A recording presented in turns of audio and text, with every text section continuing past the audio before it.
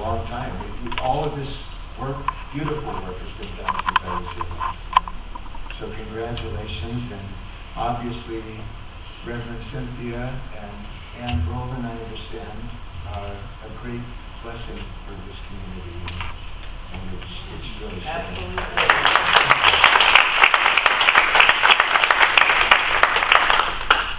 before we get on with the actual lesson, and by the way, I think you normally do meditation first, but we're going to switch it around today just to see how flexible you can be.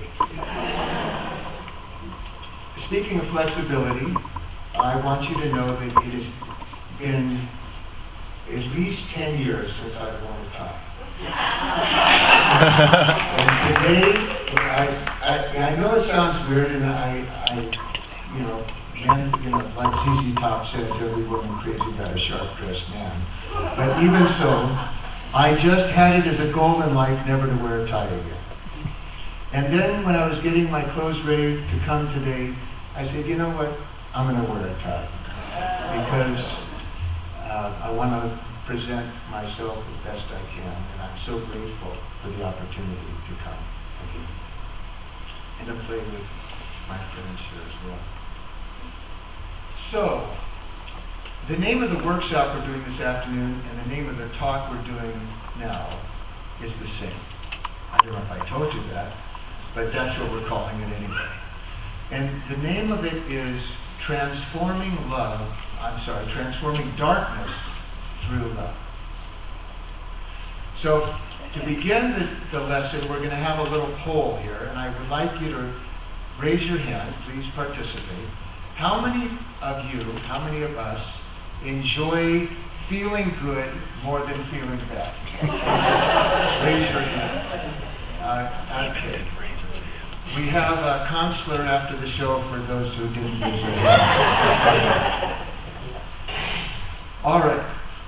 So, we've all heard the expression, the road to hell is paved with good intentions. Okay? And the truth is that even though feeling good is obviously, or to those of us who raised our hands anyway, preferable to feeling bad. And yet feeling good is not the goal of life. The goal of life is to be settled deep in the self, in that silent ocean of pure consciousness, which is at the source of our lives. That's the goal, to be in that eternal peace, Sat Chit Ananda, bliss consciousness. So even though feeling good is preferable to feeling bad, it's not the goal of life. Now, what's counterintuitive that we're going to talk about now and we're going to practice during the workshop is that turning and facing discomfort is just as fast a path to the underlying bliss that we are as facing pleasurable feelings. As a matter of fact, whoever thinks to do spiritual practice when they're feeling good, right? So we're suffering, oh, in crisis, I better meditate now, right? I better pray. So this is what we're going to talk about today. How is it that turning and facing feelings, fears, shame, judgment, anger, do you notice how we try to just push these feelings aside?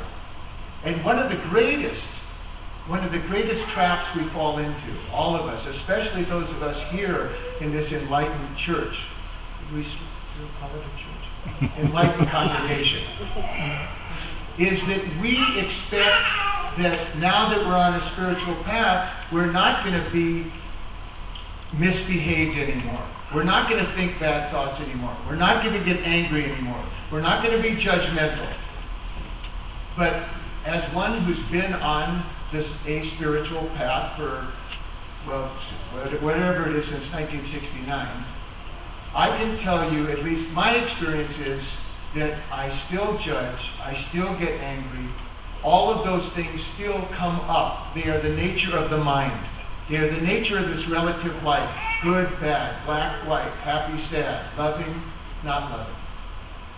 So just like that song said, just because we're on the path doesn't mean that we're not going to have all of those feelings.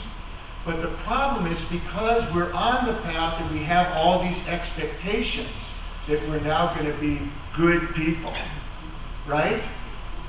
And how many have found that since you've taken on some understanding and commitment to growing spiritually, that you're harder on yourself now than you were before? Anyone? Well, that's good that not a lot of people are raising their hands. Yeah, that's good. Because that is a trap that we fall into. And I thought of the analogy this morning. You know, the monkey in the jar. You know, they put some peanuts in the jar, and the monkey reaches in, and he grabs the peanuts, and he can't get his hand out with his fist clenched. And he'll try and try and try and try. And the only way he can get his hand out is if, and that's how they would catch monkeys, by the way. And unless he releases the peanuts, he can't get his hand out. And that analogy works real well for this idea of embracing, accepting all of the dark side of life, the shadow side, we call it, the shadow side. Because without doing that, we can't get to the bliss underneath. You've heard what you resist persists. It's the nature of the mind, which is the very nature of the mind, to go through all of these dramas. Even when we don't have drama, then we watch drama on TV. We can't get enough drama, right? How many, I don't know about this congregation, but, you know, if it's not watching the new series of 24, which was the most, I'll have to meditate another 3 lifetimes to get rid of the stress from that shit. If it's not that, then it's going to a Hawkeyes or a Cyclones game and cheering and then being devastated when they lose and overjoyed when they win. The mind thrives on drama. That's the nature of the mind. And I would imagine everyone here has his or her own way of seeking out that drama. I mean, why do you think Shakespeare is still popular after 500 years? He just knew how to really evoke that all those basic human emotions through drama. And that's part of the reason we've taken a human life, because we want to enjoy that wide range of emotion. But what we mustn't forget is that we didn't come here just to experience that emotion. We got this great treasure, diamond of a human body, so that we could experience that silent depth of pure consciousness, which is our very nature, that divine pure silence, which underlies not only all of our lives, but all of creation. We were reading that beautiful quote, Dan, about the young ladies, and I did feel totally intimidated when you said she was 11, because I couldn't have come up with that. But anyway, the reason that we don't respect the environment, ultimately, is because we're not attuned to that level of consciousness which is unified with all of creation. The environment, with one another, with all of creation. So from that level of acting from that deepest level of consciousness where everything is united, everything is connected, then we naturally act in a way that will uphold the integrity and well-being of all of creation. But it's when we lack that deepest, most fundamental, not experience, but consciousness, awareness, connectedness with our own deepest consciousness. That's when we engage in destructive behaviors. So intellectually we can try to adopt more life-supporting behaviors. But until we own that level of consciousness, which is our own nature, it's not something that somebody gives to us, it's something that is our very essence. It is that divine essence that all of us are. So, back to today's topic. we already talked about our tendency to resist the shadow side of life.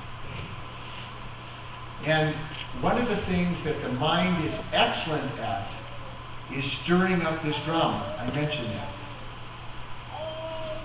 How many times have you found that maybe you're having, I don't want to say how many times, but let's say you've had a dispute with somebody.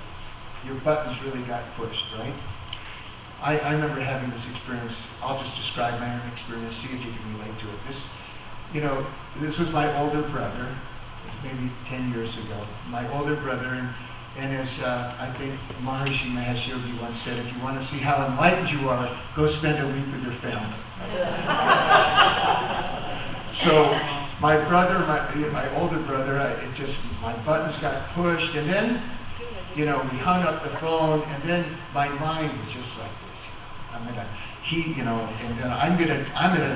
This is what I'm gonna say to him, and then this is how he's gonna respond, and then I'm gonna come back with this, and this went on for like a half hour.